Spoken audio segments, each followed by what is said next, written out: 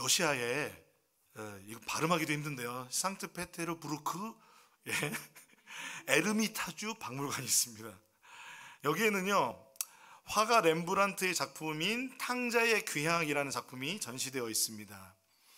이 렘브란트라는 사람은 17세기에 태어나서 활동한 사람인데 네덜란드의 그 황금기라고 하는 바로크 시대를 대표하는 화가입니다.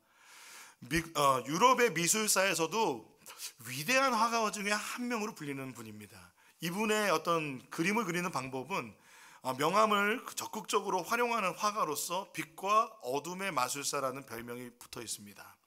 이 탕자의 귀향이라는 그림은 그의 말년에 그려진 그림입니다. 초기에 그려진 그림이 아니라. 근데 그의 인생을 보면 그렇게 순탄하지가 않았습니다. 요즘에도 질병으로 가족을 잃는 경우가 많죠. 그것 때문에 마음이 아프고 괴로운 경우가 많습니다. 이분도 사랑하는 아내와 자녀를 한 번 다 보냈습니다. 그리고 나서 다시 결혼을 하였는데 그 결혼한 두 번째 아내도 하늘나라로 일찍 자기보다 먼저 죽는 것을 보게 되었습니다. 얼마나 마음이 아팠을까요? 그런데 이제 첫 번째 아내에게서 얻었던 큰 아들이 있었습니다. 정말 사랑하는 아들이었는데 그 아들도 이 렘브란트의 말년에 먼저 하나님의 품으로 돌아갔습니다. 그러니 얼마나 그 마음이 아팠겠습니까? 그런 아픔과 회환 속에서 지금 이 탕자의 귀향이라는 작품이 그려졌습니다. 그래서 이 작품은 많은 사람들에게 영감을 주고 많은 사람들에게 큰 은혜를 끼쳤습니다. 그 중에서 20세기의 최고의 영상가로 꼽히는 헨리 나우엔이라는 분이 있습니다. 이분은요, 네덜란드 출신의 예수회의 사제로서 하버드 대학교에서 존경받는 교수로 그리고 학자로 살아가는 분입니다. 그런데 이분이요, 그 모든 명예를 다 내려놓고 캐나다의 지적 장애인 공동체인 라르시 공동체로 들어갑니다. 이 라르시 공동체는 프랑스에도 있고 캐나다에도 있습니다. 근데 캐나다에 있는 공동체 이름을 데이브레이크라고 하는데 그곳에 들어가서 그 지적 장애인들과 함께 살아가면서 예수 그리스도를 따라가는 삶을 실천하다가 하나님 나라로 가셨습니다. 그런데 이렇게 자신의 삶을 헌신하게 된 계기를 준, 그 영감을 준 그림이 바로 탕자의 귀향, 바로 이 그림입니다. 이 그림을 처음 봤을 때 그는 이런 느낌을 받았다고 합니다. 그의 책에 보면요, 이렇게 되어 있습니다. 눈을 뗄 수가 없었습니다. 두 사람 사이에 흐르는 뜨거운 친밀감, 붉은 망토의 온화한 톤, 소년의 겉에 반사되는 황금빛, 그리고 양쪽으로 한 번에 휘감고 있는 신비로운 광채에 빨려 들어가는 느낌이었습니다. 라고 이 그림을 봤을 때 그 빨려드는 느꼈던 그 느낌을 그대로 이렇게 말하고 있습니다. 이 그림을 계속 볼 수밖에 없었고 그는 직접 그 에르미타주 박물관에 가서 며칠 동안 이 그림을 보게 됩니다. 그러면서 그 그림에 대한 모든 묵상과 또 데이브레이크에 들어가는 모든 과정을 탕자의 귀향이라는 책에 그대로 담았습니다. 여러분들이 혹시 그것이 궁금하시다면 헨리 나우엔의 탕자의 귀향이라는 책을 읽으시면 그 은혜를 같이 누리실 수 있습니다. 그 책의 서문에 보면 전체적인 이 헨리 나우엔의 마음이 나타나 있는데 이렇게 되어 있습니다. 렘브란트의 포스터를 처음 본 이래로 지금까지 살아온 발자취는 내게 영감을 불어넣어 이 책을 쓰게 했을 뿐 아니라 그 뼈대를 잡아주었습니다. 그러면서 이렇게 얘기합니다. 내가 바로 작은 아들이었고 큰 아들이었으며 이제 아버지가 되어가는 과정에 있기 때문입니다. 라고 말합니다. 분주한 삶을 살아가던 헨리 나우엔이 이 그림을 보면서 자신의 삶이 작은 아들과 같다는 것을 발견하게 됩니다. 그런데 그는 작은 아들만 탕자가 아니라 아버지 곁에 있는 큰 아들조차도 탕자임을 발견합니다. 그러면서 자기 자신 안에 있는 큰 아들의 모습을 발견하게 됩니다. 그러면서 이제 그가 모든 명예를 내려놓고 데이브레이크에 들어갔을 때에 그는 무엇을 느꼈냐면 하나님이 자신을 아들로서뿐 아니라 아버지로 부르심을 느꼈습니다. 그래서 그 아버지로 이제 아버지가 되기 위하여 그 데이브레이크 공동체에 들어가면서 살아가면서 그 아버지의 부르심을 따라 살아갔다는 것입니다. 그렇다면 그가 느꼈던 탕자의 귀향에서 느꼈던 그 하나님의 느꼈던 그의 어떤 신앙의 고백, 그 영성을 한마디로 말한다면 뭐라고 할 수 있겠습니까? 하나님 아버지의 말로 다 할 수 없는 넘치는 사랑. 제가 이걸 어떤 말로 써볼까 고민을 했는데 이 말이 제일 맞는 것 같아요. 말로 다 쓸 수도 없고 글로 다 표현할 수 없는 하나님의 사랑. 여러분은 하나님의 자녀이십니까? 아멘이 나오시니 너무 감사합니다. 이 땅에 오신 로고스 말씀이신 예수를 맞아들이는 사람, 그 이름을 믿는 사람들에게 혈통으로나 육종으로나 사람의 뜻에 나지 아니하고 하나님에게서 태어난 하나님의 자녀가 되는 특권을 주셨다라고 성경은 말하고 있습니다.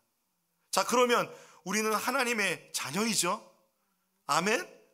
여기 계신 모든 분이 하나님 예수 그리스도를 마음에 받아들이고 그 아들을 믿어 하나님의 자녀가 되신 줄로 믿습니다. 또한 그렇지 못한 분이 계시다면 하나님의 자녀가 될 수 있도록 예수님을 마음에 받아들이시기를, 그 이름을 믿으시기를 예수님의 이름으로 축복하고 기원합니다. 요한복음 3장을 우리가 보고 있는데, 이 요한복음 3장은 위로부터 다시 태어나 영원한 생명, 즉 영생을 얻는 것에 대해서 니고데모라는 사람과의 대화를 통하여 우리에게 말하여 주고 있습니다. 이 니고데모라는 사람은요, 대표적인 유대인이라고 말씀을 드렸습니다. 예수님 당시에 유대교를 믿는 사람들을 상징하는데, 그들은 모세의 율법을 지킴으로 자신들이 하나님의 구원을 얻을 유일한 택하심을 받은 선민이라고, 거룩한 백성이라고 생각했습니다. 그런데 요한복음은 그들에게 계속 이렇게 말하죠. 아니다. 율법으로 구원을 얻을 수 없다. 그럼 무엇으로 구원을 얻습니까? 예수 그리스도. 이 땅에 오신 예수 그리스도를 통해서 영생을 얻을 수 있다라고 말하고 있습니다. 지난 설교 시간에 제가 말씀드렸습니다. 영생이 무엇인가 우리가 살펴볼 것이라고 말씀을 드렸습니다. 요한복음에서 이 생명을 뜻하는 헬라어는 두 가지로 표현이 되는데, 첫 번째는 조에라는 것입니다. 두 번째는 영생으로서 조에 아이오니스라고 합니다. 지금 아이오니스 조에라고 쓰여 있는데 반대로 조에 아이오니스입니다. 이 두 표현은 요한복음에 많이 등장하는데요, 32구절에 36회 등장합니다. 대부분 어디에서 나오냐면 표적의 책이라고 불리는 요한복음의 전반부, 즉 요한복음 2장부터 12장에 많이 나온다고 합니다. 그런데 이 단어가요, 서로 교차돼서 사용돼요. 그 의미는 뭐냐면 서로 교차돼서 사용하여서 예수를 믿어 얻는 생명을 둘 다 표현한다는 것입니다. 그러니까 조에나 아이오니스 조에, 이 둘 다 영원한 생명, 이 두 가지 다 생명, 예수를 믿음을 통해서 얻게 되는 생명, 즉 요한복음을 저술한 목적이죠. 그렇죠? 저술한 목적이 뭐예요? 예수를 믿어 생명을 얻게 하기 위해서. 그래서 요한복음에는요, 이 영생을 세 가지로 은유하는데, 첫 번째는 태어나는 것으로 은유합니다. 어떻게? 지난주 우리가 살펴본 것처럼 위로부터 근본적으로 다시 태어나는 것. 어떻게? 물과 성령으로 태어나는 것. 그것을 통해서 영원한 생명을 얻습니다. 또 두 번째는요, 이 영생은 주로 또한 목마르지 않게 하는 물에 비유됩니다. 우리의 삶은 목마름이 있죠. 우리가 목마르면 물을 마십니다. 저만 마셔서 죄송합니다. 계속 목마름을 채워주는 물로 비유됩니다. 세 번째는 이 영생은 그 배고픔을 채우는 떡으로 비유됩니다. 생각만 해도 너무 좋죠. 빵. 제가 너무 좋아하는데요. 지금도 입맛이 다십니다. 네, 너무 좋아요. 예수를 믿고 얻는 영원한 생명은 우리를 위로부터 다시 태어나 물과 성령으로 우리를 태어나게 하여 우리에게 주십니다. 그래서 우리의 삶에 그 채워지지 않는 결핍들 있잖아요. 그 부족함, 끊임없는 그 부족함을 물과 그리고 그 양식이 되어서 계속 우리의 그 목마름과 배고픔을 채워주시는 것이 바로 영생입니다. 그런데 이 영생은요, 종말론적 특징이 있다고 해요. 이 종말론적이라는 것은요, 이렇게 설명드릴 수 있어요. 저희 교수님이 이렇게 말씀하셨어요. 모든 논문 심사가 끝나고 이렇게 말씀하셨습니다. 박 목사님, 이제 목사님은 논문을 종말론적으로 통과하였습니다. 이게 무슨 말입니까? 통과는 되었지만 완성되진 않았다는 것입니다. 그러니까 교수님들이 지적한 모든 사항을 다 수정해서 다시 완성본을 만들어라, 이런 얘기였습니다. 이게 바로 종말론적이라는 것입니다. 오지 않은 게 아니라 이미 우리에게 주어졌습니다. 그러나 아직 완성되지 않은 것입니다. 그러므로 왜 이렇게 볼 수 있냐면, 이 아이오니스라는 것이 세대, 시대라는 뜻이 있는데 조금 더 깊이 들어가면 오는 시대라는 것입니다. 그러므로 영생은 오는 시대의 생명이라고 볼 수 있습니다. 예수님의 사역과 십자가 죽음과 부활을 통해 시작되어서 예수의 제 이름으로 완성될 생명, 오는 시대의 생명이라는 것은 미래에도 계속 이 생명이 나에게 약속되어 있다는 것도 의미하는 거예요. 그 영생을 얻는다는 것은 하나님의 구원을 받은 자가 하나님의 자녀로서 현재, 지금, 그리고 오늘 세대에 하나님으로부터 흘러나오는 생명의 그 시원한 물과, 목마르지 않게 하는 물과 그 맛있는 떡을 먹게 되는 그 생명을 누리게 되신다는 것입니다. 그렇다면 영생의 반대는 뭘까요? 오늘 성경에는 멸망이라는 단어를 사용하고 있습니다. 이 멸망하다는 것은요, 아폴리미라는 헬라어인데 파괴하다, 파멸하다, 잃어버리다라는 뜻이 있습니다. 구약에서는요, 주로 이스라엘의 공동체에서 추방되는 것, 그리고 하나님의 심판으로 죽는 것을 의미합니다. 특별히 민수기 16장에 모세와 아론을 대적한 고라와 다단, 아비람이 하나님의 심판을 받아서 땅이 갈라져서요, 산채로 수월에 빠지는 사건이 있었습니다. 이때 이 멸망하다라는 단어가 사용되었습니다. 이 민수기의 사건은 가룟 유다를 나타내는 멸망의 자식이라는 표현의 배경이 됩니다. 그러니까 가룟 유다가 어떻게 수월에 빠질 것이다, 하나님의 심판을 피할 수 없다 라는 의미가 되는 것입니다. 멸망의 자식. 사랑하는 여러분, 여러분은 영생을 얻을 하나님의 자녀입니까? 아니면 수월에 내려갈 멸망의 자식입니까?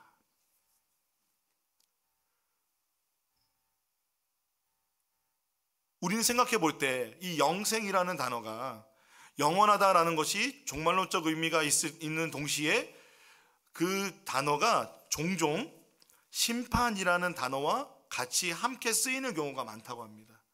그러므로 영원한 심판, 그러니까 끝날에 있을 그 심판, 그때는 우리가 예수를 믿지 않으면 영원한 심판 가운데 있다는 것입니다. 그러니까 영생은 심판이 있다는 것을 뭐예요? 내포하고 있는 거예요. 영생이라는 단어 자체가 종말에 심판이 있을 것을 우리에게 알려주고 있습니다. 그러므로 여러분, 예수님을 믿는 사람은 영생을 얻지만 그렇지 못한 사람은 멸망의 자식이 되는 것입니다. 영원히. 영원한 생명 아니면 영원한 멸망이라는 것이죠. 근데 우리가 이렇게만 들으면 예수님, 하나님이 무시무시하게 느껴져요. 예수님은 우리를 심판하셔서 자기를 믿지 않는 자들을 심판하는 무시무시한 심판자이실까요?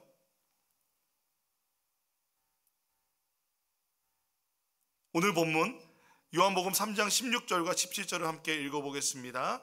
시작. 하나님께서 세상을 이처럼 사랑하셔서 외아들을 주셨으니 이는 그를 믿는 사람마다 멸망하지 않고 영생을 얻게 하려는 것이다. 하나님께서 아들을 세상에 보내신 것은 세상을 심판하시려는 것이 아니라 아들을 통하여 세상을 구원하시려는 것이다. 세상 사람들도 잘 알려진 찬송가 중에 여러분이 잘 아시듯 어메이징 그레이스라는 찬송이 있습니다. 물론 군인들 사이에서는 실로함이라는 찬양이 굉장히 유명합니다. 그러나 보편적으로는 어메이징 그레이스가 더 유명합니다. 이 찬송가를 작시한 사람이 누구냐면 바로 존 뉴턴이라는 사람입니다. 그는 영국에서 태어났는데요, 불과 7살의 어머니가 돌아가십니다. 뉴턴은 그래서 10살부터 선장인 아버지와 함께 살면서 험난한 어린 시절을 보내게 됩니다. 학교도 제대로 다니지 못했고, 그래서 그 학교도 제대로 다니지 못한 상황에서 해군에 입대하게 됩니다. 해군에 입대한 상황에서 그는 그 해군의 엄격한 규율을 다 지켜낼 수가 없었습니다. 그래서 그는 탈영을 합니다. 탈영을 해서 도망갑니다. 그런데 다시 잡혀서 감옥에도 가고요, 사람들이 많이 보는 앞에서 채찍질도 당합니다. 그러므로 얼마나 수치가 많았을까요? 그리고 그 마음에 얼마나 분노가 일어났을까요? 이러한 삶에 대한 반항심은 이제 그 청년이 어디로 향하게 하였냐면 노예 무역선으로 향하게 하였습니다. 사람을 사고 파는 그런 노예 무역선에 올라 그는 빠른 시간에 선장이 되었습니다. 아버지가 선장이고 그러므로 해군에 있었기 때문에 바다와 항해를 너무 잘하기 때문에 빠른 시간에 선장이 되었습니다. 노예 무역선의 선장이 된 존 뉴턴은요, 사람을 사고 파는 일에 아무런 가책을 느끼지 않았을 뿐 아니라 온갖 방탕한 짓을 다 하며 살았습니다. 그러므로 그의 삶을 볼 때 그는 영생을 얻은 하나님의 자녀가 아니라 멸망의 자식처럼 보입니다. 그런데 그런 그가 브라질에서부터 긴 항해를 하는 동안 그 존 뉴턴의 인생을 바꾸어 놓는 일이 일어납니다. 그는 배 안에서 우연히 토마스 아켄피스가 쓴 그리스도를 본받아라는 책을 읽게 됩니다. 그런데 그 책을 읽고 있는데요, 그 순간 갑자기 배를 삼키 듯한 커다란 폭풍이 일어났습니다. 이 폭풍이 어느 정도였냐면, 배를 삼킬 듯한 폭풍이라는 것은 배를 반쪽 나게도 할 수 있습니다. 그런 것을 우리가 영화에서 많이 보죠. 그리고 반쪽 나기 직전에 그런데 이 폭풍이 멈추었습니다. 그 폭풍이 멈추자마자 이 존 뉴턴은 그 머릿속에 예수 그리스도의 생각만이 가득하게 되었습니다. 우리의 삶을 살아가다가 예수님의 생각이 많이 나고 우리의 삶 가운데 말씀이 생각나면 그거는 하나님이 우리를 찾아오신 겁니다. 하나님이 존 뉴턴을, 그 멸망의 자식과 같은 존 뉴턴을 찾아오셨습니다.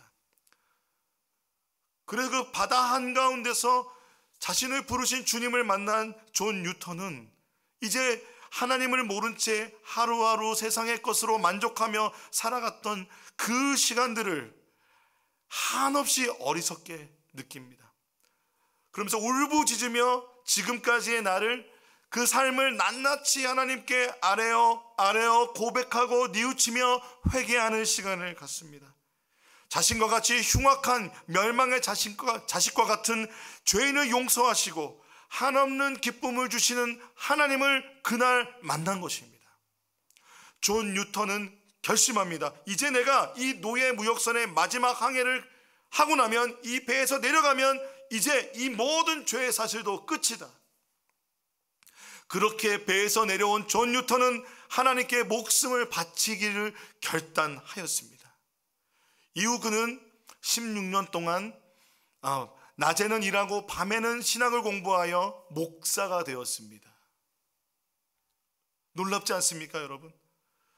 그 신학을 공부하여 목사가 된 그는 이제 작은 마을에 사역을 시작하여 설교를 준비하게 되었습니다. 어느 날 설교를 준비하는데 그가 설교의 제목이 이렇게 되었어요. 놀라운 주님의 은혜. 그 설교를 준비하던 중에 죄인 중에 죄인인 자신을 구원하신 하나님의 은혜가 한없이 느껴지는 것입니다. 그래서 그에게 그의 입에서 찬양시가 나오기 시작합니다. 나가 든 죄인 살리신 주 은혜에 놀라워 잃었던 생명 찾았고 광명을 얻었네. 큰 죄악에서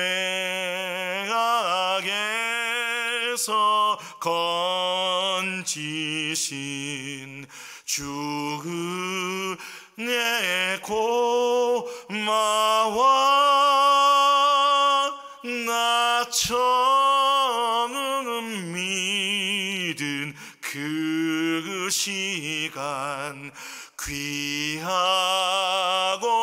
귀하다.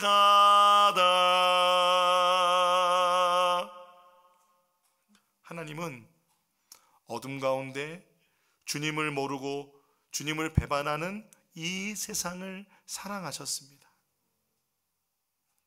그 세상을 이처럼 사랑하셨다고 합니다. 이 세상은 누구입니까? 세상의 많은 사람들을 말합니다.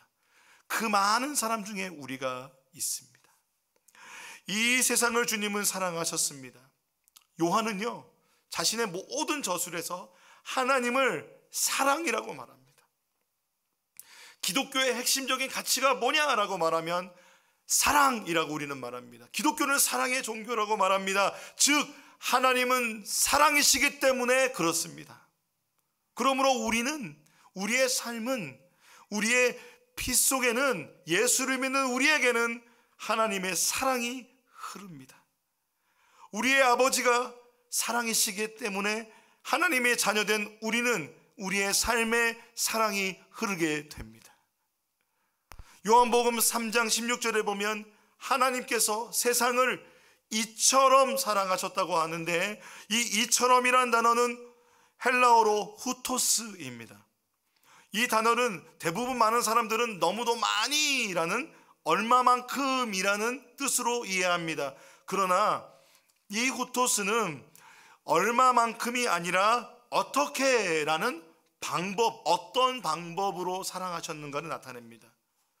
그러므로 요한복음에서는요, 대부분 앞의 내용을 근거로 이렇게 하셨다라고 설명할 때 이 단어를 사용합니다.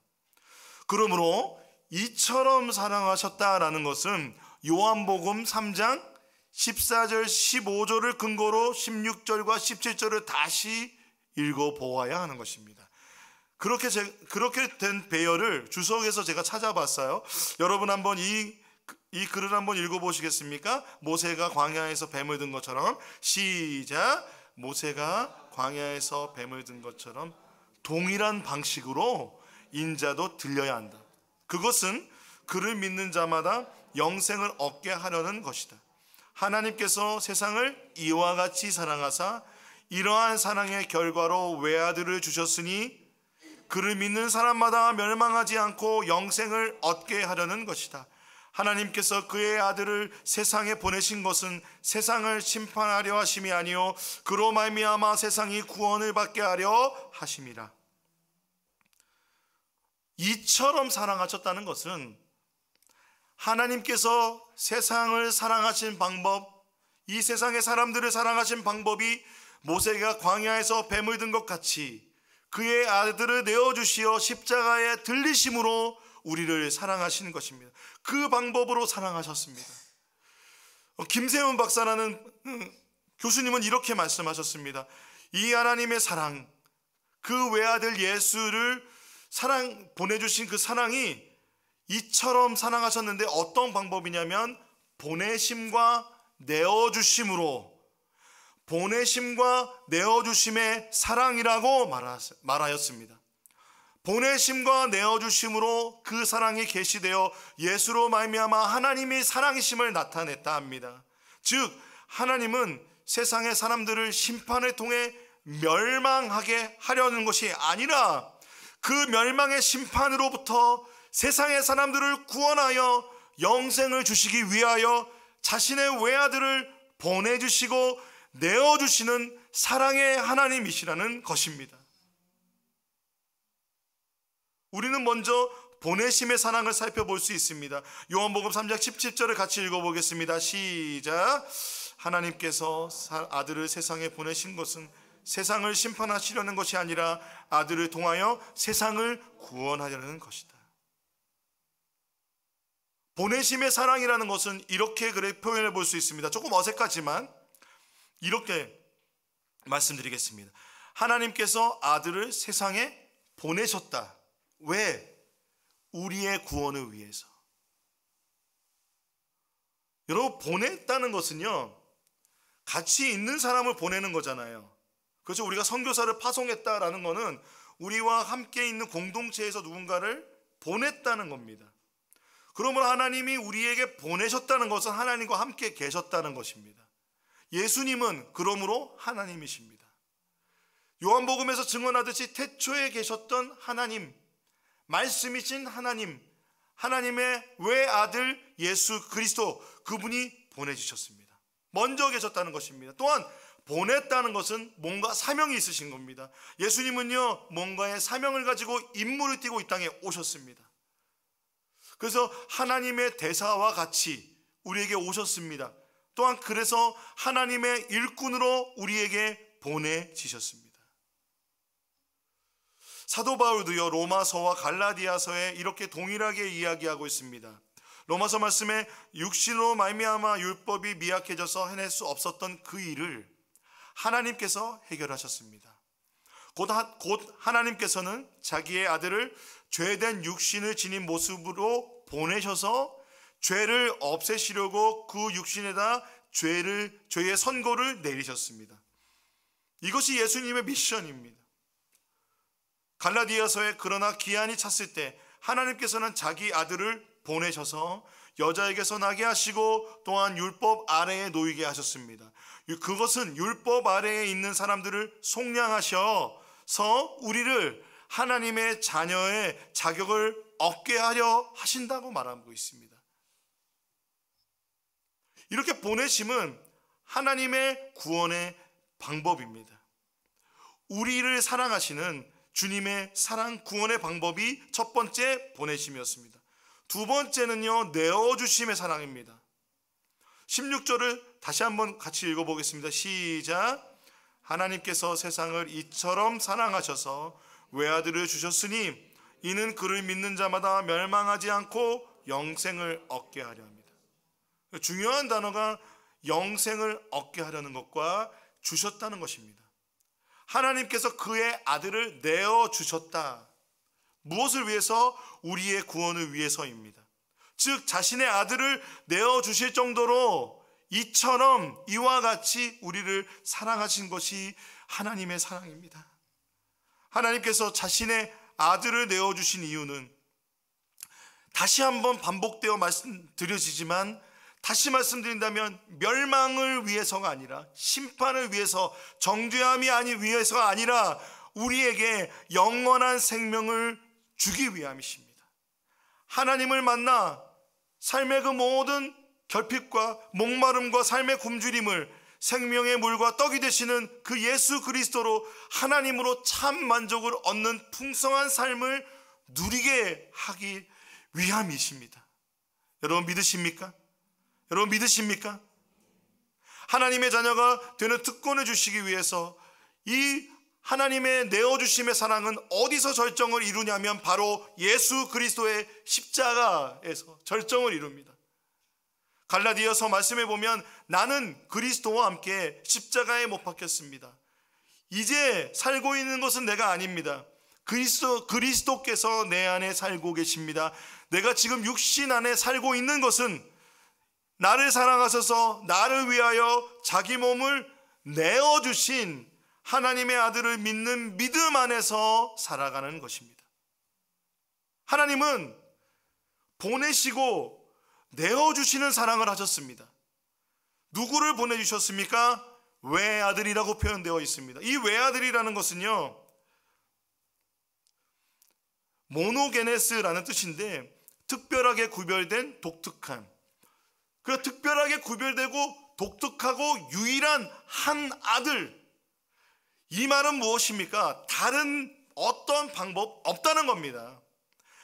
우리에게 유일하게 구원을 주고 영생을 주는 그분은 예수 그리스도, 그분이 보내신, 하나님이 보내신 외아들밖에 없다는 것입니다. 유일하신 외아들 예수 그리스도밖에 없다는 것입니다. 앞서 말씀드린 것처럼 니고데모로 대표되는 유대인의 그 율법주의로는 구원을 얻을 수 없습니다. 또한 이 요한복음의 주된 독자인 그 헬라 철학으로 지성이 가득한 그 사람들, 지성으로, 이성으로 구원을 얻을 수 없습니다.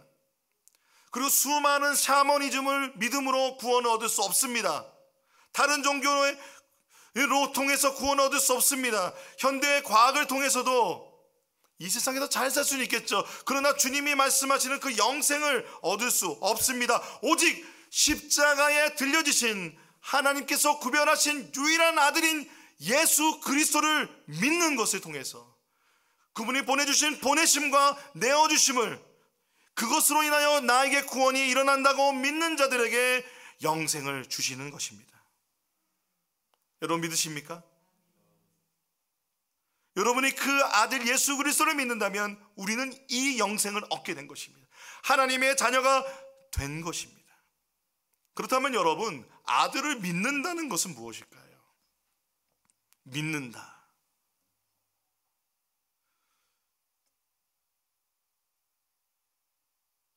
영적 기도만 하면 되는 걸까요? 영적 기도만 하면 예수님 믿고 구원받고 영생을 얻는 것일까요? 그 면이 분명히 있습니다. 그러나 믿음은 동사입니다. 그리고 요한복음 3장 18절에서 21절의 전체 내용을 보면 이 믿음이라는 것은 결국 동사로서 삶 가운데 예수 믿는 뭔가의 나의 삶의 증거가 나타나야 된다는 것입니다. 한번 읽어볼까요? 요한복음 3장 18절에서 21절 말씀 읽어보겠습니다. 시작. 아들을 믿는 사람은 심판을 받지 않는다. 그러나 믿지 않는 사람은 이미 심판을 받았다. 그것은 하나님의 독생자의 이름을 믿지 않았기 때문이다. 심판을 받았다고 하는 것은 빛이 세상에 들어왔지만 사람들이 자기들의 행위가 악함으로 빛보다 어둠을 더 좋아하였다는 것을 뜻한다. 악한 일을 저지르는 사람은 누구나 빛을 미워하며 빛으로 나오지 않는다. 그것은 자기 행위가 드러날까 봐 두려워하기 때문이다. 그러나 진리를 행하는 사람은 빛으로 나온다. 그것은 자기의 행위가 하나님 안에서 이루어졌음을 드러내려는 것이다. 그러므로 진리를 행하는 사람, 구원받은 사람, 예수를 믿는 사람은 자신의 행위 안에 그 진리의 행위로 빛 가운데로 나오는 사람이라는 것입니다. 저는 행위의 구원을 말하는 것이 아닙니다.